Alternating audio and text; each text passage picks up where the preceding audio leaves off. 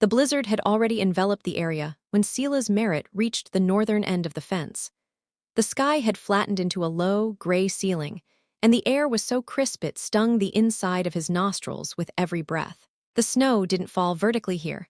It came sideways, driven fiercely by a wind that swept across the uplands without resistance, forming irregular drifts against rocks, fence posts, and anything else that remained still long enough to catch it. Sela's worked nonetheless, for winter waited for no comfort, and damaged fences meant lost cattle.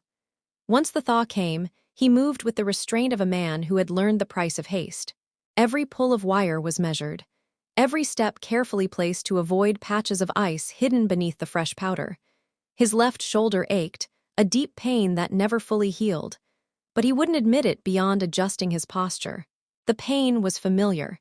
It persisted whether you noticed it or not. Sela's had come to this part of the territory for a reason.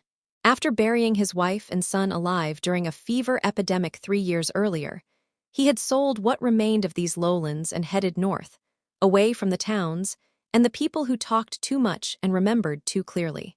Here, his mission was simple and narrow. Keep the ranch running, keep the cattle alive, get through the winter without depending on anyone. The work filled the hours and left little room for the thoughts he preferred to keep buried deep inside. As he finished tightening the last section of wire, something caught his eye near the base of the fence, partially hidden by the drifting snow. It wasn't moving, but it didn't look natural either. Sela's straightened slowly, his body tensing before his mind fully registered the unease. He habitually scanned the surrounding land, his eyes moving over the ridges and tree lines, checking for the presence of riders or animals that might have pushed debris against his fence. Nothing. The wind carried only itself. He waited longer than necessary, listening, for experience had taught him that sudden decisions were rarely good. Then he approached. The form resolved itself into 2 figures collapsed together near the fence post, their bodies positioned not for rest, but for survival. 2 women, judging by their clothing and features. Though the clothes were torn and worn, offering little protection against the cold, their hair was reddened by the ice. The skin exposed at the wrist and neck cracked and reddened by the wind and frost. The older woman reacted first. Her eyes snapped open, alert despite her exhaustion, following Sela's as soon as he entered her field of vision.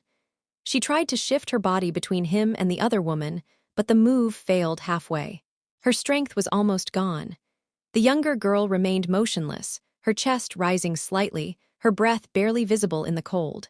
Sela's felt a tightness in his chest that had nothing to do with the weather. Not panic, not yet. Something closer to recognition.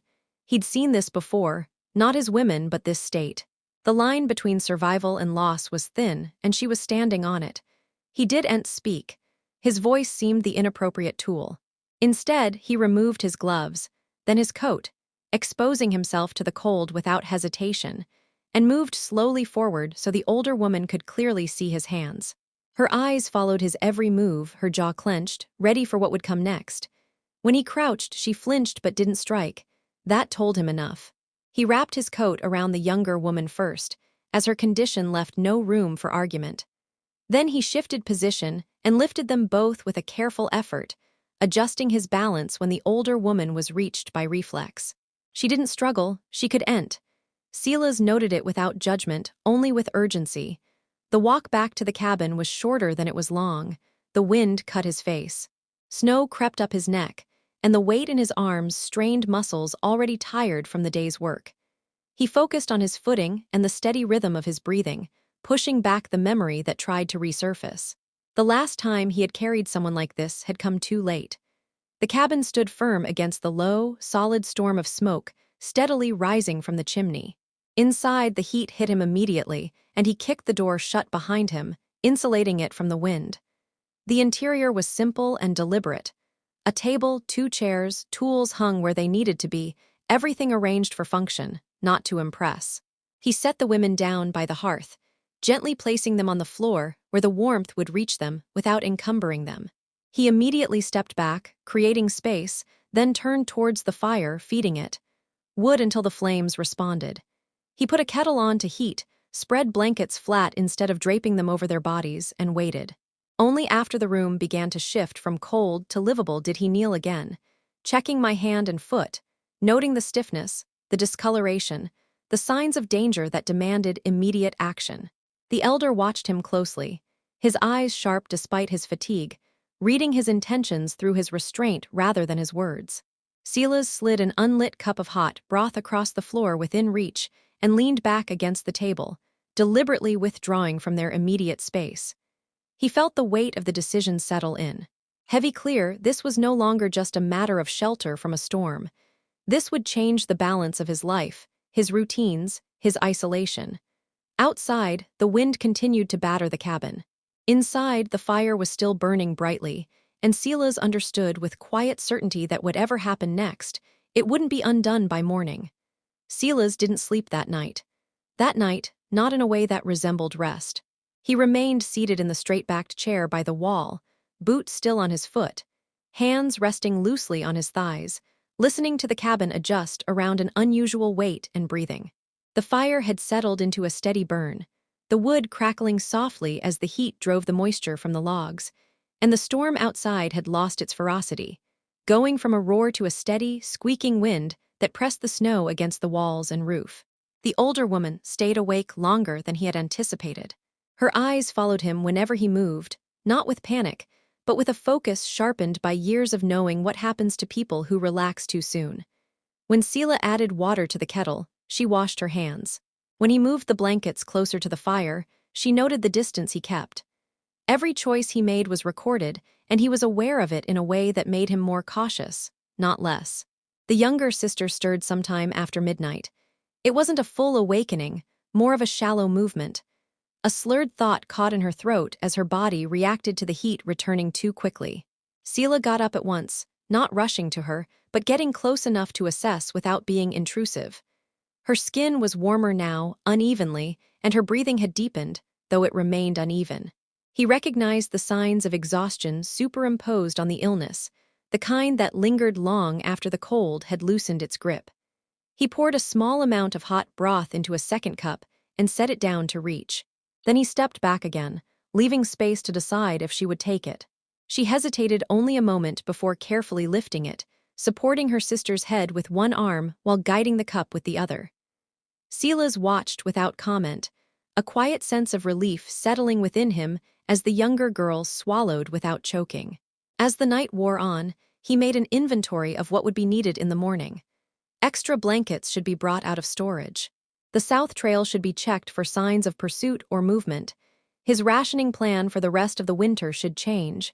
None of these thoughts came with resentment. They came as adjustments.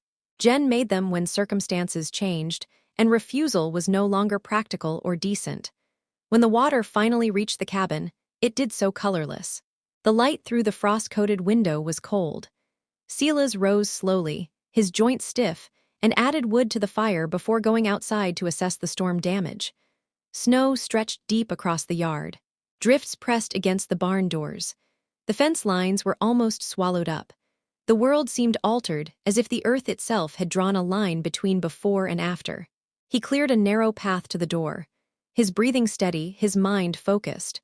When he stepped inside, the elder was sitting upright, water against the wall, his posture rigid but controlled. She held his gaze. The younger girl was asleep again, a faint color returning to her face. Silas placed a bowl of food on the table and gestured once. A simple offer, without instruction. The older girl rose cautiously, testing her legs before crossing the room. She ate slowly, never turning her back on him, never waiting. When she finished, she placed the bowl where he could reach it and spoke her first words since he had found them, giving her name and her sister's, her voice firm despite the underlying tension. Silas listened, nodded once, and responded in return, stating her name and nothing more. No explanation followed. No demands were made. Outside, the storm had passed, leaving behind a changed landscape. Inside, something calmer had begun, not dramatic or fragile, but deliberate, shaped by caution, necessity, and the shared understanding that survival now depended on more than one person. By mid-morning, the cabin no longer resembled a temporary shelter, but a space in negotiation. Quiet. Every movement was measured as three people learned each other's boundaries without speaking them aloud. Silas divided the morning between necessary work and careful observation. aware that leaving for too long could invite risk, but hovering too close could undo the fragile balance that had formed. He chose tasks that kept him visible without being intrusive. Repairing a broken chair leg at the table, sharpening a blade by the window, letting the sounds of routine establish that nothing sudden would happen here. Nishoba moved with controlled efficiency despite her weakness, repositioning blankets, adjusting Tala's posture so her breathing remained steady, her concentration absolute. She checked her sister's forehead with the back of her hand, then her thumb. Her expression tightened for a moment before relaxing again. Silas noted the pause and filed it away, not as an alarm, but as information. He retrieved some dried herbs from a small box and placed them near the kettle, and explained in a few words how they were used for lingering chills, offering knowledge rather than instruction. Nishoba accepted them with a brief nod, her eyes assessing not the herbs, but the restraint in her tone. Tala awoke slowly this time.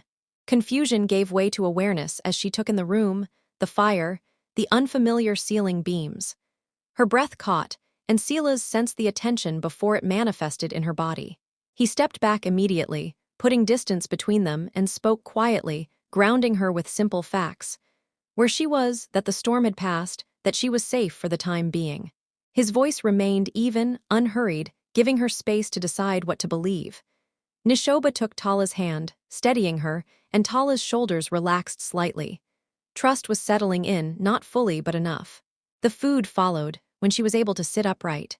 Silas prepared her deliberately, keeping his back half-turned, only narrating what was important so that nothing seemed. He put down the bowl and stepped away, watching out of the corner of his eye as Tala ate cautiously, each movement deliberate, her strength returning in uneven stages. When she finished, she surprised herself by rising unaided, faltering only once before regaining her balance. Nishablana's hand was near her elbow, ready but not interfering, and Silas recognized the familiar instinct to protect without diminishing. Later, Silas went outside to check the perimeter, sweeping the fence line where he had found them, noting how quickly the earth erases the signs of passage. The snow softened the edges, the wind flattened the stories. What had driven the sisters here would not be easily traced, and that knowledge settled heavily. He reinforced a weak section of fence, marked the path with fresh notches only he would recognize, and returned with snow clinging to his boots and a decision quietly forming, not yet spoken but more avoidable. Inside, Nishoba had moved Tala closer to the window, him letting the daylight in again. Tala watched the earth with cautious interest, absorbing the open space, the absence of threat. When Silacentra, she briefly met his gaze and thanked him. Her low voice steadied as she spoke. He acknowledged her with a nod, neither deviating nor being in the moment, allowing gratitude to exist without obligation. As the day wore on, he shared the cabin without friction. No one claimed territory. No one tested boundaries. Sila adjusted his routines, placing tools higher, moving a stool closer to the fire. Small changes that spoke of accommodation rather than control. By evening, Tala's complexion had improved. Nishoba's posture had softened just enough to suggest exhaustion rather than vigilance. And Silas understood that he hadn't been the true turning point. The choice to remain cautious, to remain present without pressure, had already begun to shape what this place could become. The fourth day arrived with a hand settled in the time that changed the sound of the earth before it changed its appearance. The wind still moved across the highlands, but it no longer pressed with the same force, and the cabin responded to this change with small creaks and the sounds of sitting that Silas had learned to read over the years of solitary life. The morning light filtered through the window in a muted band, revealing the dust in the air and the steady rise of heat from his fur. The space felt occupied now, not cluttered, but altered in a way that silence alone could not reverse. Silas rose early as always, but the reason seemed different. Before, waking had been a matter of habit and control, ensuring that the day unfolded according to his terms. Now it carried an added layer of calculation. How long could he leave the cabin? What work could wait? What task required him to stay close? He didn't regret the change, but he felt its weight, the awareness that his decisions now reached beyond his own body. He stepped out with measured caution, gently closing the door behind him rather than letting it slam. Snow still covered most of the ground, but the surface had crusted over, solid enough to support his weight in places and deceptive in others. He checked the barn first, making sure the latch hadn't frozen, then walked along the shortest section of fence near the cabin, each step deliberate. Not out of fear of injury, but from the quiet understanding that carelessness now would affect more than himself.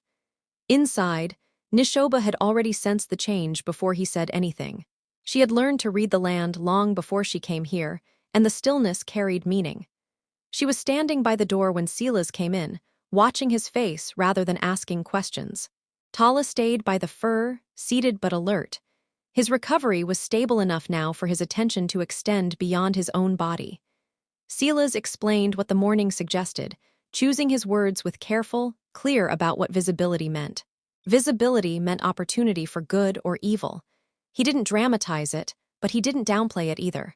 Nishoba absorbed the information, her head once, her posture tightening not with fear but with preparation. Tala listened intently, her eyes shifting to the window as she processed the reality that security wasn't static, even here. The day's work adjusted accordingly. Silas chose tasks that kept him within sight of the cabin, repairing equipment near the barn, reinforcing a gate hinge that had worn down over the winter. Nishoba joined him outside for the first time since the storm, testing his strength in measured steps, her eyes constantly scanning the area.